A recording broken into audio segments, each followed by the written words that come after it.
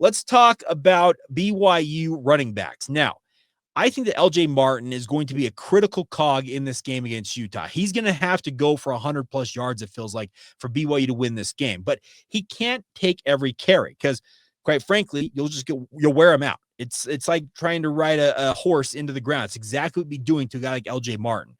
Well, with the injuries BYU has absorbed at the position, most notably Sione Moa, you need other guys to step up. And that is where Preston Rex enters the mix. Now, many of you know that last name, Byron, obviously a standout tight end. Isaac has the all-time record for touchdowns by a tight end. Well, this is Preston's turn to shine on the big stage against Utah, and I had an opportunity to catch up with him earlier this week to talk about that very fact, as well as just his play in general and what he hopes to accomplish against Utah in this rivalry game. So without further ado, one-on-one with Preston Rex right now, right here on Locked On Cougars.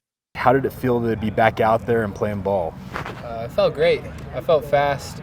I had a little bit of a hamstring issue early on in the season, so the trainers here and everyone at the strength staff, they really got me right, to just feel good again. I got a little extra time to learn a little bit more of the offense and the nuances that come with playing running back. So I felt really good out there, and I had a great time. Obviously, due to circumstances, you moved up the depth chart here. Yeah. What's it feel like to actually be taking advantage of that opportunity? I felt like I was ready, and I'm continuing to just prepare myself to get whatever reps I get. Enoch and Jovesa and Sione, those guys are really good backs. I've learned a ton from them, switching from safety to running back. So kudos to them. They've taken me in. They've shown me a lot of just what it means to be a running back. So I'm happy to fill in when I can and to get the reps I can. But those guys are really great, and they're great ball players as well. On the broadcast team was talking about the fact that they feel like the coaches said your hands can set you apart as a running back. Do you feel like that's a strength of yours? Yeah, I have a receiver background, and the Rex family, we're all offensive guys. I was going to say, now. Come on now, yeah. Finally, we're all offensive Yeah. guys. So Isaac had soft hands, Byron had soft hands, and I'm just with them as well. Right up there with them. So I think I have good ball skills, soft hands. So with that receiver background, I think it helps me just as an athlete on the offense in general. What does it mean to have a guy like LJ who's really kind of shouldered this load? He's been an absolute workhorse, but Yeah. what's it been like to have him teaching you some of the things, I guess, finer intricacies of playing running back? Yeah. LJ's a baller, and LJ sometimes doesn't talk the most, but he just says watch, and whenever I need a coaching point, LJ's going to teach me what to do. So it's been very helpful to have someone who's just an All-American like LJ to kind of lead me in that way. I wanted to ask you about what you've seen from him, because he's really broken out this year, and injuries kind of precluded him from really getting going the first 2 years. But what's different this year from your vantage point for him? LJ in the summer was a different animal, man. He was working hard. He was one of our team captains for our summer workout groups. I think he had a great off season, a great fall camp, which is bled its way into a great season. So LJ's been working hard, not just with the season but in the off season as well. He's been working hard all year. And also I think our O-line has just played amazing. They've really shown what they're about. They're super physical in the trenches. So the O-line and LJ's just been working really hard, so kudos to him. Turn the attention to this week, big rivalry game. I know you're from California, but your family's ingrained in this rivalry. What does it mean to you to be playing against Utah? Yeah, well, Isaac beat Utah, Byron beat Utah, so I need a little offensive action with them. We're super confident this week. They got a good program, of course. They got a lot of guys, some of the guys that I know.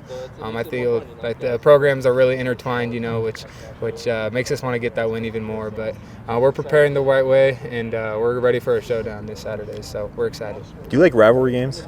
I do. Okay. What about them sets them apart in your mind? Well, for us, we're preparing like this is just a normal game, Sure. This is, just different because it's week 7. We're just trying to get our 7th win. But I'm excited for the atmosphere. I'm excited for, just the color rush, the red versus blue. It's an exciting feeling in the air. So we're going to prepare and come out to show. Just show what we can do this Saturday, so it should be really fun.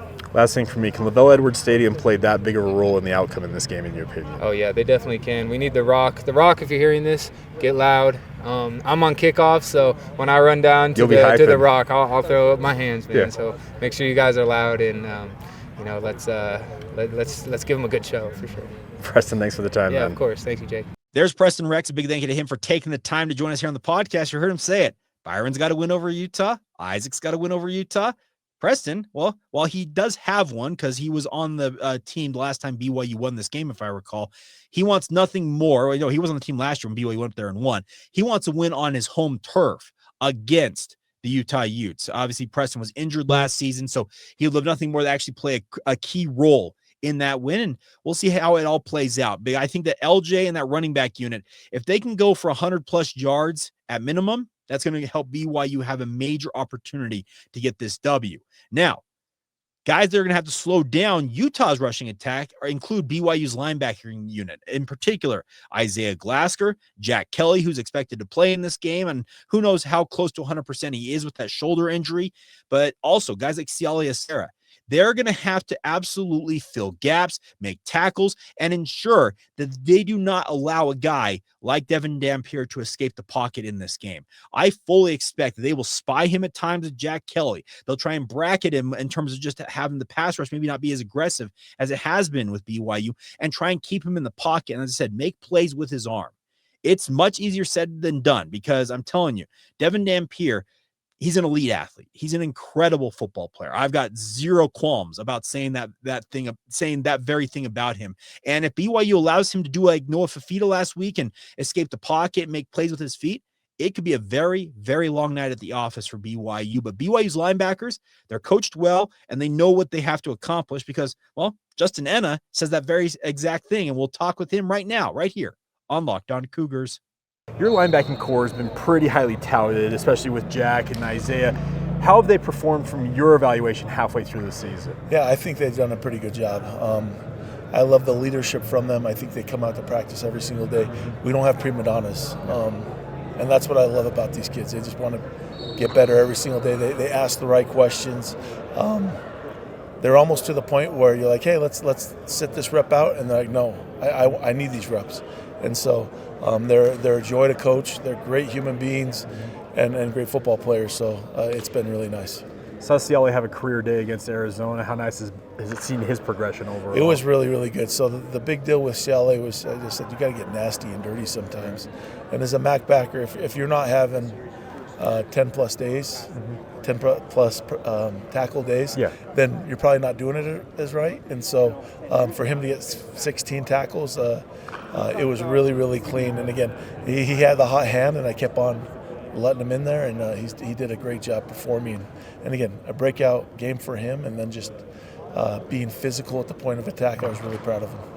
Does that give you, I guess, an extra layer of security, knowing that you can put him and Isaiah out there if you don't have a guy like Jack, et cetera, to be able to play everything you need to run, essentially? No, definitely. I mean, you can keep the list going, too, as well. Yeah. I feel great with Ace, Kafusi, Miles Hall.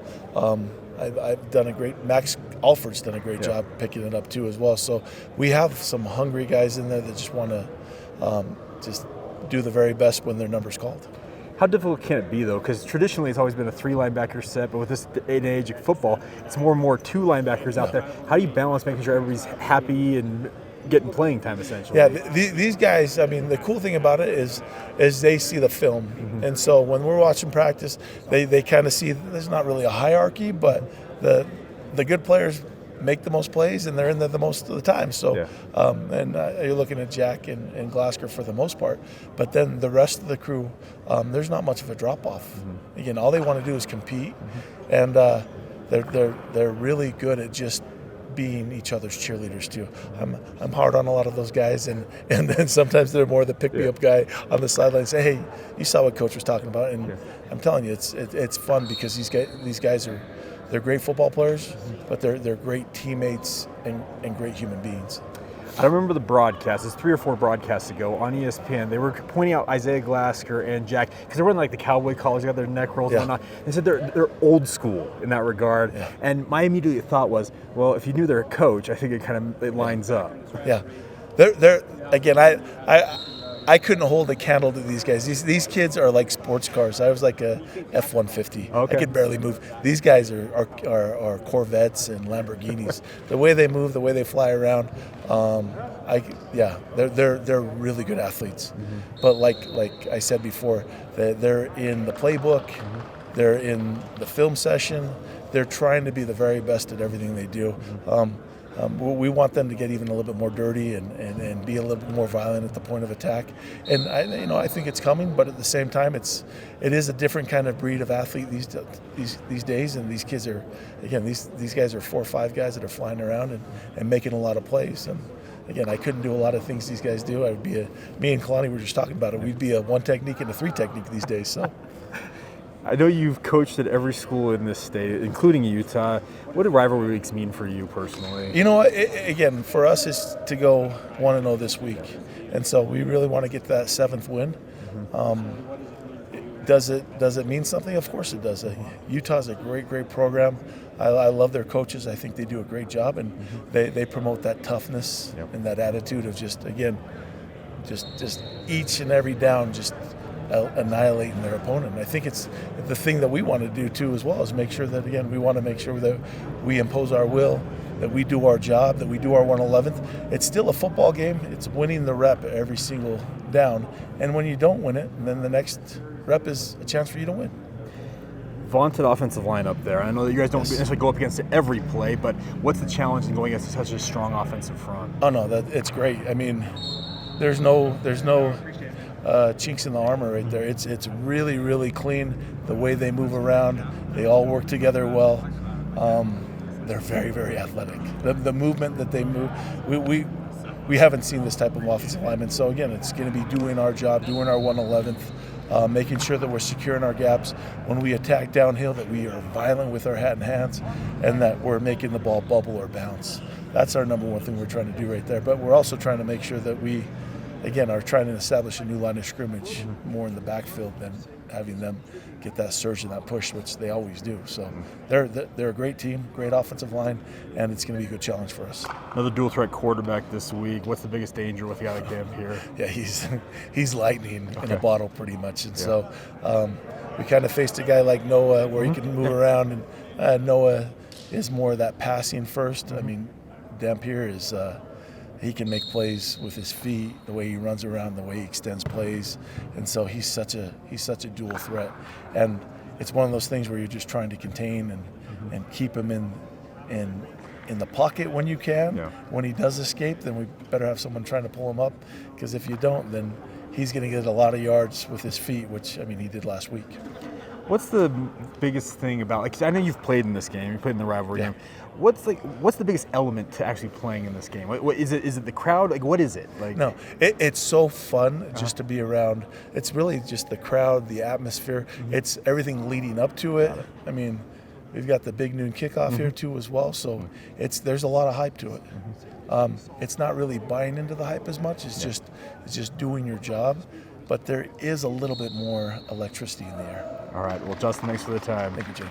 There's Justin Ena. Big thank you to him. And before that, also big thank you to Preston Rex for taking the time to join us here on the podcast. But those two units, speaking of running backs and linebackers, they have got major roles to play in this game for BYU against the Utah Utes. And if they can accomplish their jobs and do what they're expected to do, they'll give BYU every bit the opportunity to win this football game and make it 3 in a row. But as I mentioned already, it's much easier said than done, but I'll just reiterate it one more time. This BYU football program, they know how to win football games. You do not, I don't know how many times I can say this. You do not go 17-2 in your last 19 games in the Power 4 level without being a pretty darn good football program and B, knowing in your heart of hearts how to win football games.